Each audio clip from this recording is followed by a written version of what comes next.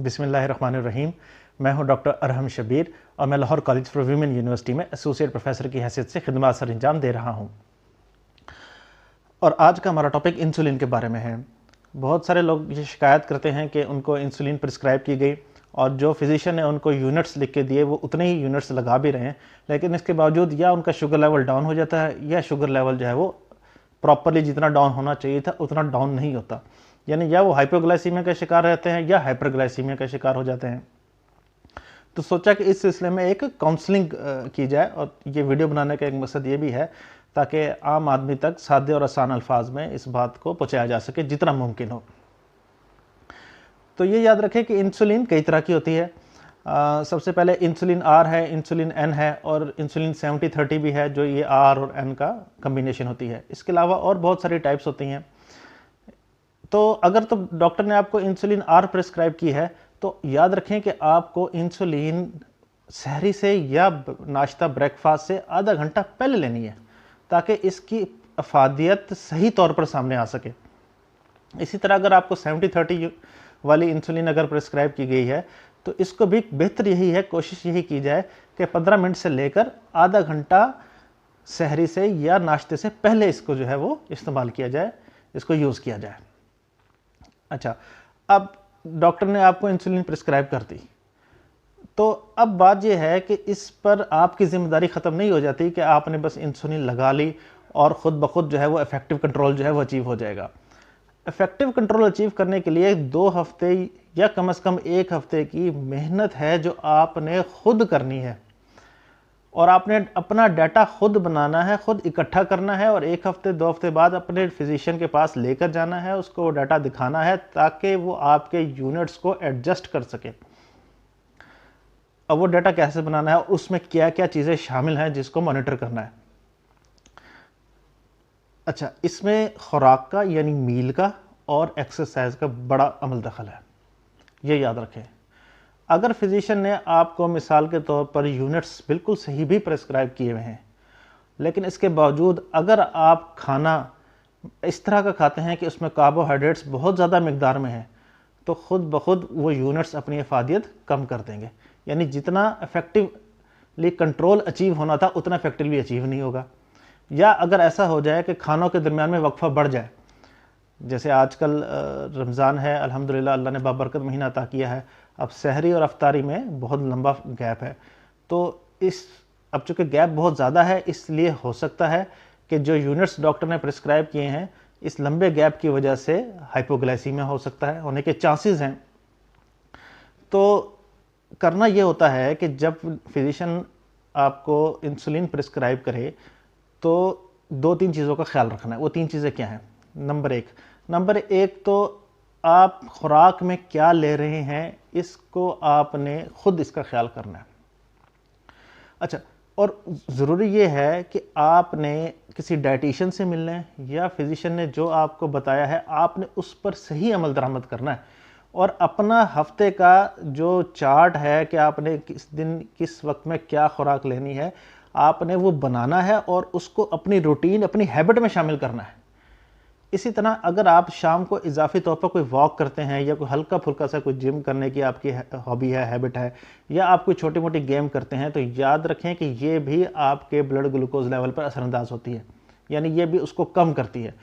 तो इंसुलिन की डोज का, उसके यूनिट्स का जैसे आपकी खुराक के साथ ताल्लुक़ है वैसे ही आपकी ये जो एक्सरसाइज की माइल्ड एक्सरसाइज की जो भी अगर आपकी कोई हैबिट है तो उससे भी ताल्लुक़ है। तो आपने अपनी खुराक और अपनी एक्सरसाइज को एक रूटीन बनानी है। जब तक वो रूटीन नहीं बनेगी उसमें फ्लक्चुएशंस आएंगी, आपके यूनिट्स के एडजस्ट करना मुश्किल हो जाएगा।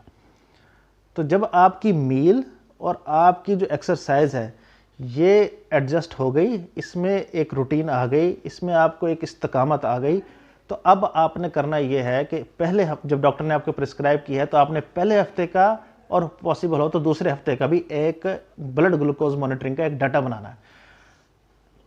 ग्लूकोमीटर आराम से मार्केट में अवेलेबल हैं, कोई भी ग्लूकोमीटर आप परचेज़ कीजिए, इजी टू यूज़ पेन उसके साथ शामिल होता है और उसके ज़रिए अपना ब्लड ग्लूकोज मॉनिटरिंग का एक चार्ट बनाइए डेज़ के हिसाब से, तारीख के हिसाब से, और फिर ये डाटा आपने लेके जाना है अपने फिजिशियन के पास और उसको दिखाना है कि जी मैंने ये डाइट प्लान फॉलो किया, ये एक्सरसाइज का या वॉक का मेरी रूटीन है शाम की, और ये यूनिट्स आपने प्रिस्क्राइब किए थे, और ये मेरा 1 हफ्ते या 2 हफ्ते का ब्लड ग्लूकोज मॉनिटरिंग का डाटा है।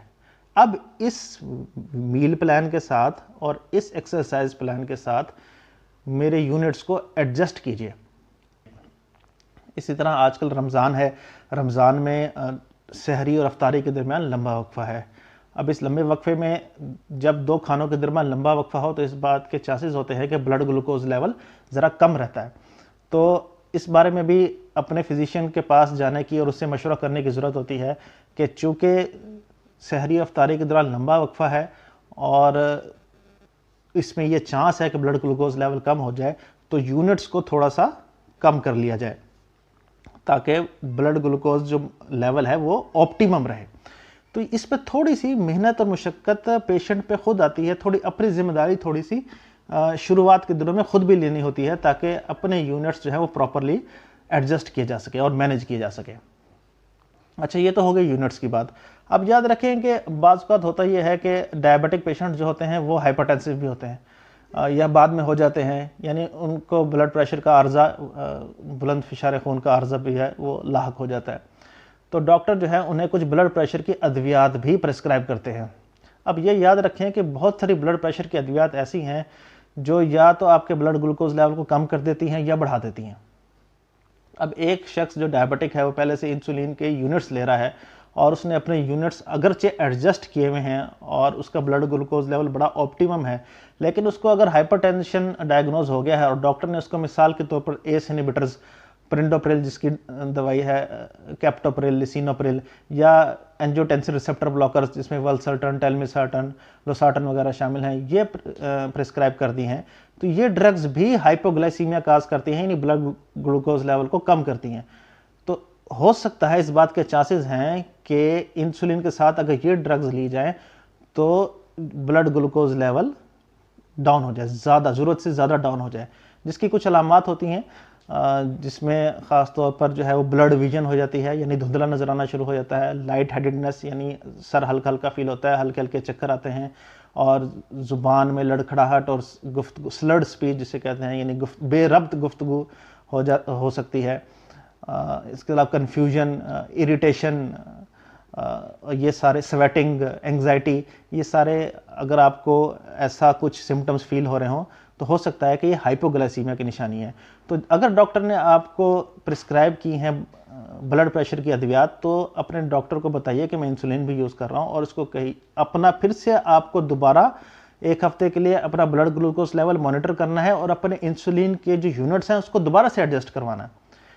इसी तरह डायूरेटिक्स हैं। अब अगर डॉक्टर ने आपको बीपी के लिए डायूरेटिक्स यानी पेशाब और अद्वियात जो हैं वो प्रिस्क्राइब कर दी हैं, तो उसके नतीजे में जो इंसुलिन की अफादियत है वो कम हो जाएगी, यानी जो प्रॉपर कंट्रोल अचीव करना था वो प्रॉपरली अचीव नहीं होगा। ब्लड ग्लूकोज लेवल जो है वो थोड़ा सा अप हो सकता है कि वो शो हो आपको, तो फिर आपको ज़रा यूनिट्स जो हैं वो डॉक्टर के मशवरे से जो हैं वो बढ़ाने पड़ेंगे। इसी तरह बीटा ब्लॉकर ड्रग्स हैं, जैसे कि ये एटीनोनॉल और प्रोप्रानोल वगैरह है, ये बढ़ा भी सकती हैं और कम भी कर सकती हैं ब्लड ग्लूकोज लेवल को। तो खुलासा कलाम ये है कि अगर डायबिटिक पेशेंट जिसके इंसुलिन यूनिट्स एडजस्टेड हैं ऑलरेडी और उसको हाइपरटेंशन भी हो गई है बाद में, और उसको हाइपरटेंशन की कोई दवाई डॉक्टर ने लिख के दी है, तो आपको फिर से अपना ग्लूकोज लेवल मॉनिटर करना है 1 हफ्ते 2 हफ्ते के लिए, और डॉक्टर के पास लेके जाने हैं और अपने यूनिट्स दोबारा से एडजस्ट करवाने हैं। और यह भी मुमकिन है कि आपको इंसुलिन के साथ फिजिशियन ने कोई और ओरली जो है एंटी डायबिटिक ड्रग भी दी हो, यानी हाइपोग्लाइसेमिक ब्लड ग्लूकोज के लेवल को करने की दवाई टैबलेट की फॉर्म में भी दी हो। अब उसमें कुछ ड्रग्स ऐसी हैं जो इंसुलिन के साथ नहीं देनी चाहिए, ख़ासतौर पर वो ड्रग्स जिनके नाम के साथ ग्लिटाजोन्स आता है, जैसे पायोग्लिटाजोन है और रोजीग्लिटाजोन है। अब ये जो ग्लिटाजोन्स हैं, अगर इनको इंसुलिन के साथ प्रिस्क्राइब किया जाए, ये ग्लिटाजोन्स अलग से भी अवेलेबल हैं मार्केट में और दूसरी ड्रग्स के साथ कम्बिनेशन में भी अवेलेबल हैं टैबलेट फॉर्म में। तो अगर इनको प्रिस्क्राइब किया जाए इंसुलिन के साथ, तो इस बात के चांसेस हैं कि हार्ट फेलियर का ख़तरा है इसमें। अब ये फिजिशियन की जजमेंट है, इसके बावजूद अव्वल तो ये कंट्राइंडिकेटेड नहीं प्रिस्क्राइब करनी चाहिए, लेकिन अगर फिजिशियन अपनी जजमेंट में ये समझते हैं कि इंसुलिन रेजिस्टेंस है और उन्होंने ये ड्रग्स प्रिस्क्राइब करनी है ताकि इंसुलिन सेंसिटिविटी को इंक्रीज़ किया जा सके, तो वो यकीनन फिजिशियन कर सकते हैं प्रिस्क्राइब। लेकिन फिर आपको अपनी क्लोज मॉनिटरिंग करने की ज़रूरत है, और अपनी क्लोज मॉनिटरिंग से मुराद ये है कि आपको वो सिम्टम्स देखने हैं कि कहीं खुदा न खास्ता एडवर्स इफेक्ट्स के सिम्टम्स तो नहीं अपीयर हो रहे।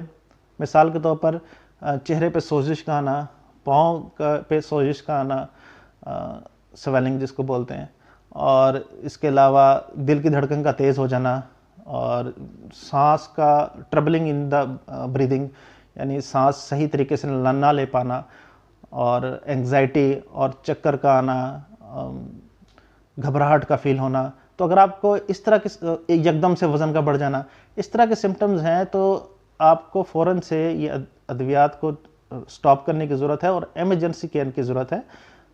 इसी तरह इंसुलिन पोटाशियम लेवल्स पर भी असरअंदाज होती है और बॉडी में पोटाशियम के लेवल को कम कर सकती है।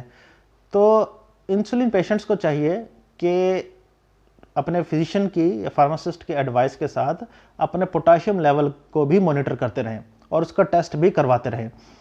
ये पोटाशियम आमतौर पर केला और खजूर वगैरह में शामिल होता है, लेकिन ज़ाहिर है कि डायबिटिक पेशेंट्स जो हैं वो ऐसी फ्रूट्स जिनमें हाई कार्बोहाइड्रेट्स उनको नहीं ले सकते। तो पोटाशियम लेवल अगर हाइपोकलीमिया हो जाता है तो इसके नतीजे में भी दिल की धड़कन बेरब्त हो सकती है।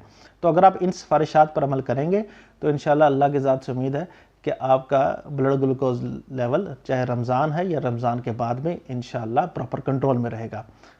उम्मीद है आपको आज की वीडियो पसंद आई होगी। इस वीडियो को शेयर कीजिए और मज़ीद तिब्बी, तहकीकी और मुस्तनद मालूमात के लिए इस चैनल को सब्सक्राइब कीजिए और बेल आइकन पर क्लिक कीजिए। Thank you very much.